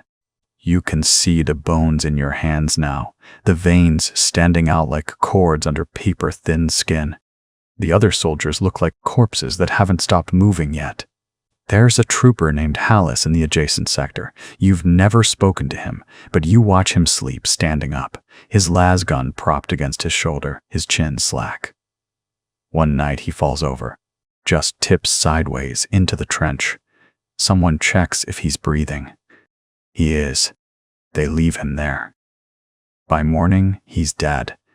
No wounds, no infection that you can see. Just stopped. His heart just decided it was done. Kane has him carried to the edge of the secondary position and left there. There's no time for burials. The orcs don't attack to recover bodies. They just leave him. After 3 days, something in the valley comes up and takes what's left. You try not to think about what. A letter arrives in the third week. Somehow, impossibly, the supply shuttles still come. The orcs let them land in the designated drop zones. Maybe they don't understand what they are. Maybe they don't care. The letters come in the same crates as the protein paste and the ammunition. You find yours wedged under a stack of last-pack cartridges, the envelope soft with moisture and age. Your name is written on it in careful handwriting. It takes you a moment to recognize it as your sister's hand. Mira. She always wrote like she was afraid the letters would break. The postmark is dated 2 years ago. You read it in the trench, your hands shaking so badly you nearly drop it into the mud. The letter is short. She's well. She's married now. Do you remember Thomas from the settlement? She's married to him. They're thinking about children. She misses you. She hopes the Emperor protects you. She loves you. She's been dead for 2 years, according to the Imperial records. You saw the notice when you were first arrested. Plague outbreak in the agricultural zones. Thousands dead. Thousands more missing. You remember standing in the holding cells, reading that form letter, feeling something break inside you that you never bothered to repair. The letter is dated before the plague. Before she died. Before you were arrested. You read it again. Your eyes won't focus. The letters blur and separate. You read it a third time and realize you're crying. You haven't cried since Corvus died. You've thought about crying. You've wanted to cry. But your body decided a long time ago that it had no tears left to give. You cry now, quietly. In the trench. Your shoulders shake and you can't make them stop. Kane walks past. He doesn't say anything. He doesn't look at you. That might be worse than if he'd ordered you to stop. You fold the letter very carefully and put it back in the envelope. You don't read it again. You can't, but you keep it. You keep it tucked inside your flak armor, against your chest, where it rests like a stone over your heart. 4 weeks. 5 weeks. The relief fleet doesn't arrive. Command's Vox traffic becomes sporadic. You hear fragments. Something about a warp storm, something about the fleet being diverted, something about holding your positions until relieved. The last part they repeat a lot. Hold, hold, hold. You hold. You eat paste that tastes like corpses. You sleep in 10-minute intervals. You watch the orcs in the valley and they watch you. Neither side attacks. It's like a standoff, a mutual agreement that you're both waiting for something else to happen. You're both just waiting to see who dies first. 6 weeks in, Kane gathers the remaining troops. You've lost another 30 since the secondary positions were established. Sickness, mostly. Starvation. 2, who just walked out of the trench one night and never came back. Kane counts you. 204. He doesn't say anything about the missing. The long dark, the letter. The mail comes by drop pod on a Tuesday that feels identical to every other Tuesday. You don't mark time anymore. The days blur into a single gray thing you move through like wading through mud. But someone in the supply chain still remembers that Tuesday exists, still bothers to drop letters and ammunition canisters in the same metal container, as if both are equally vital to the war effort. You're sitting in the trench when Kane distributes them. Your back is against the ferrocrete wall, your lasgun across your knees, and you're trying not to think about the taste of yesterday's ration paste still coating your teeth. The stuff sits in your stomach like a stone. You stopped wondering what's actually in it around week 3. Kane moves down the line with a stack of envelopes. Most get thrown into the dirt. The men who get them don't open them right away. They just hold them, staring at the paper like it's a relic from another world. Which it is. Which it is. Your name gets called. You don't recognize your own voice when you grunt acknowledgement. The envelope is thin. Imperial standard issue. The kind that's been through the postal servitor so many times, the edges are soft and worn. Your name is printed in neat block letters. Legionnaire 4847. Cache. Not your name. Your designation. You haven't heard your real name spoken aloud in so long, you're not sure you'd recognize it anymore. The postmark is dated 14 months ago. You turn it over in your hands. The paper feels obscene, too clean, too real. Everything here is either filthy or on fire. This thing is neither. It smells like the administratum, like bureaucracy and air that isn't recycled through dead men's lungs. You don't open it immediately. You sit with it for an hour, maybe more. Time moves differently now. You learned that around week 2. An hour can feel like a day can feel like a second. Your internal clock broke somewhere between the first trench and this one, and you stopped trying to fix it. When you finally break the seal, your fingers are shaking. You tell yourself it's the cold. It's not that cold. To my brother. The words don't make sense at first. You read them again. To my brother, if this reaches you. You have a sister. You remember this now. The memory surfaces like a body rising through water. Her name is. You can't quite grab it. But you remember her laugh. You remember the sound of it in a kitchen that smelled like bread. An imperial kitchen, probably. One of a billion identical kitchens in a billion identical hab blocks. But hers. You remember hers. I'm writing this because I don't know if I'll be here when you get it. The doctors say I have 6 months. Maybe less. I wanted you to know that I thought about you at the end. I wanted you to know that I wasn't alone. Mother was here. Father, too. Before he passed 3 years ago. You would have liked what they did with the funeral rites. They burned his favorite coat with him. I don't know why I'm telling you this. The paper shakes in your hands. You grip it tighter and it tears slightly at the corner. I wanted you to know that I forgave you for leaving, for the things you said before you went. I understood, even then. I think I understood better after Father died. We're not meant to stay in one place, some of us. We're not meant to be safe. You knew that about yourself before anyone else did. Your throat feels tight. You haven't cried in 6 months. You're not sure you remember how. I'm going to ask you something, and I need you to listen. When you read this, you're probably going to think you should feel guilty. Don't. There's nothing here for you to carry. You didn't kill me. You didn't cause this. You were just my brother who left, and I was just your sister who stayed. That's all we ever were. I hope the Emperor watches over you. I hope you survive this.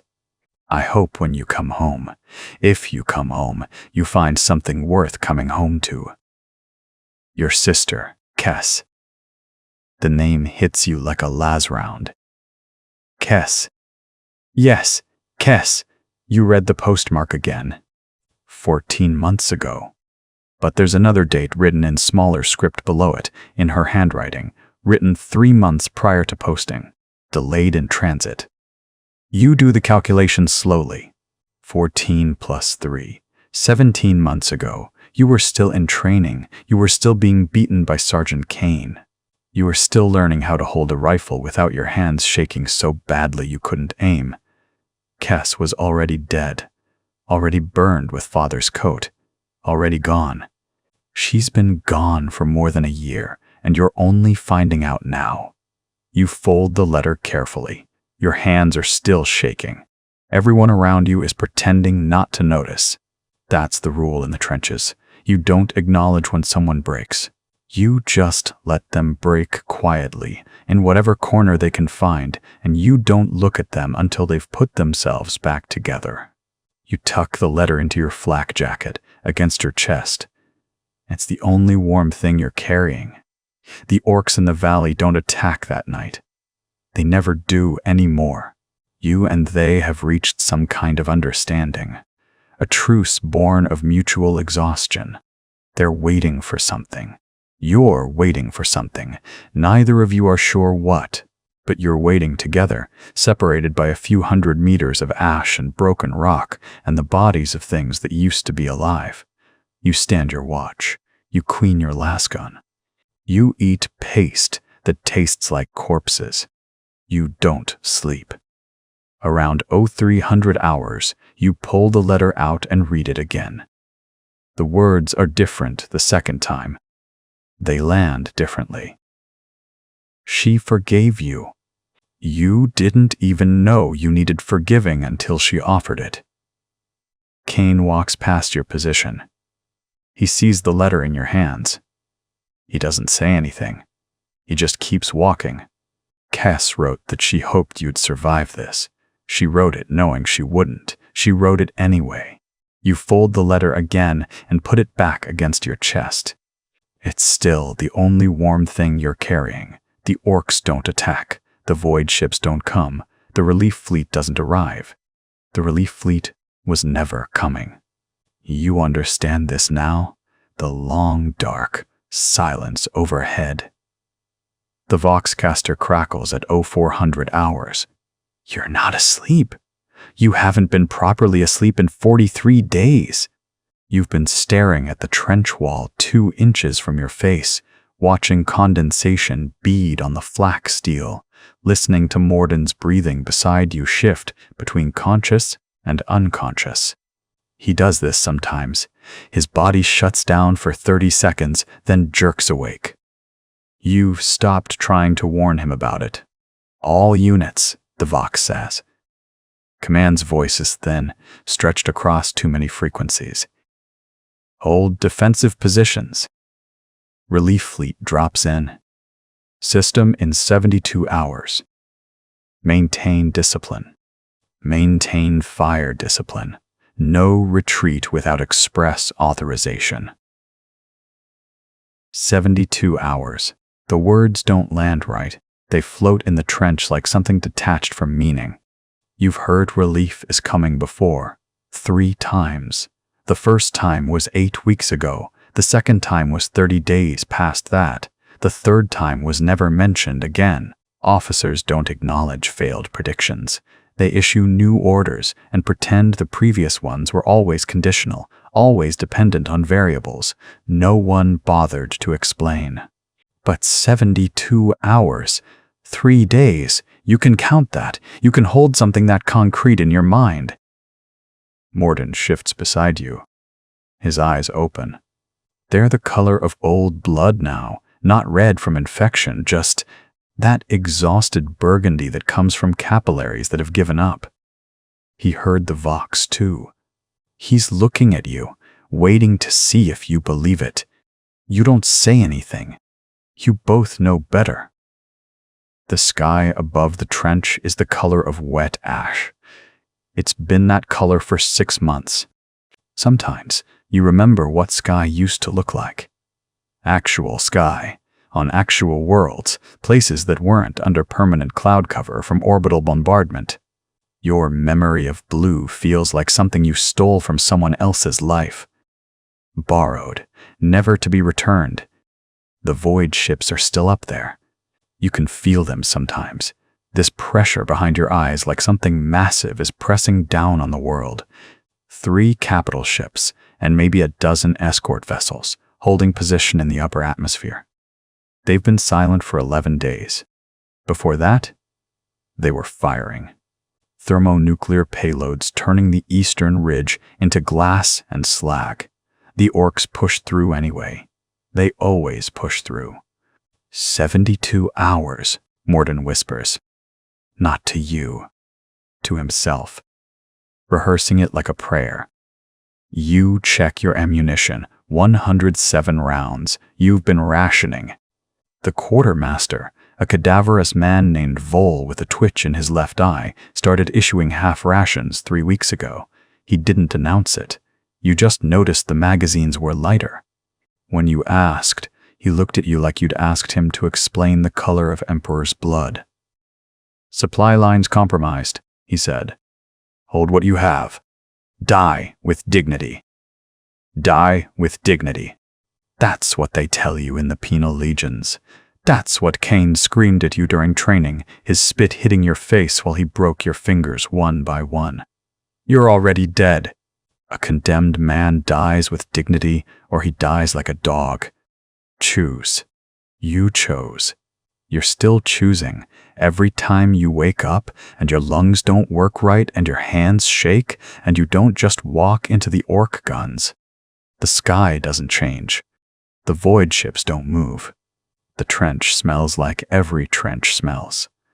Like human waste that's been baking in the same corner for weeks because the latrines are flooded.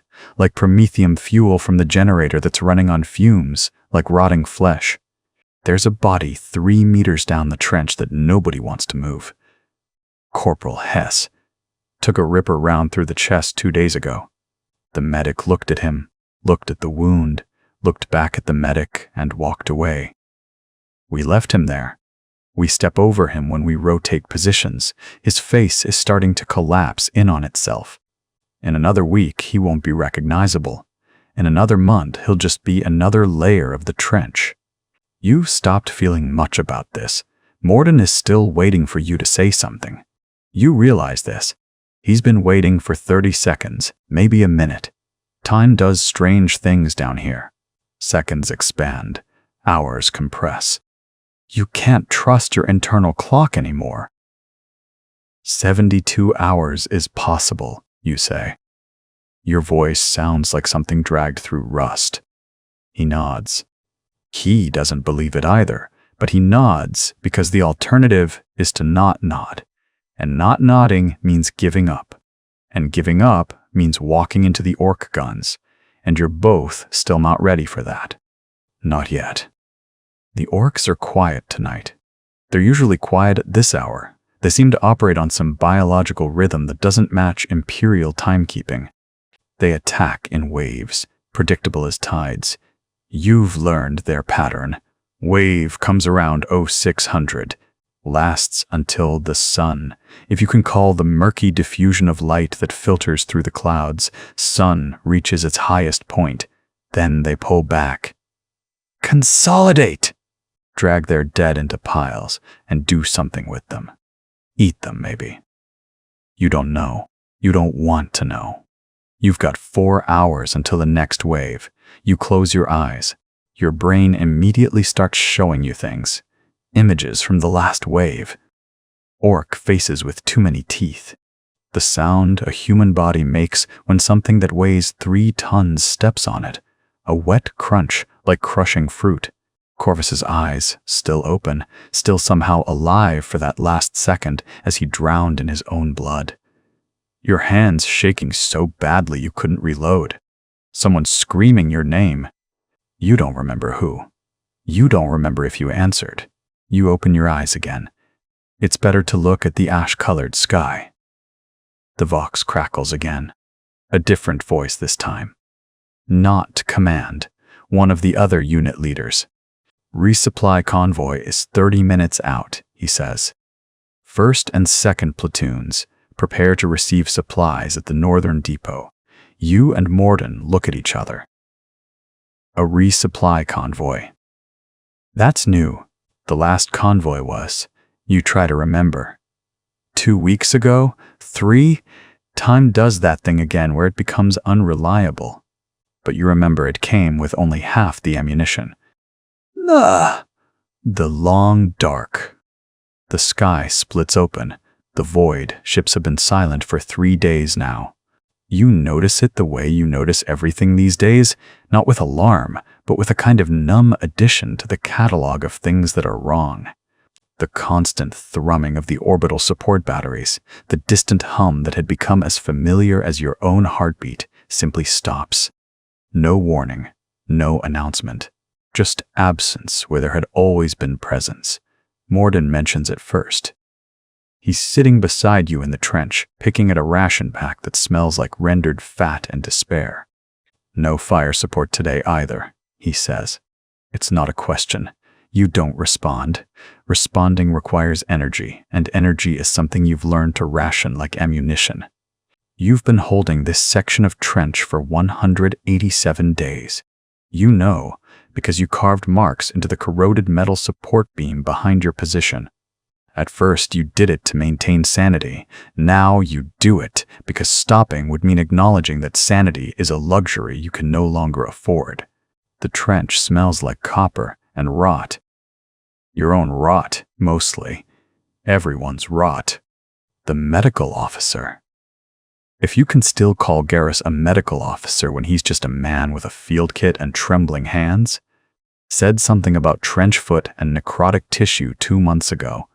You stopped listening after that. You learned long ago that knowing what's dying inside you doesn't change anything. Your feet still work. That's all that matters. They still work. The sky is gray. It's always gray here on Karanos the 7th, but today it's a different gray. Heavier.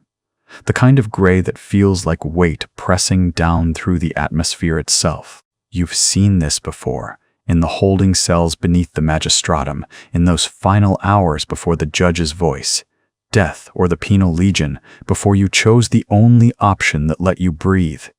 That was the gray of inevitability, the gray of doors closing. The Vox crackles. You've stopped jumping at it. All units, this is Command Actual. Report status.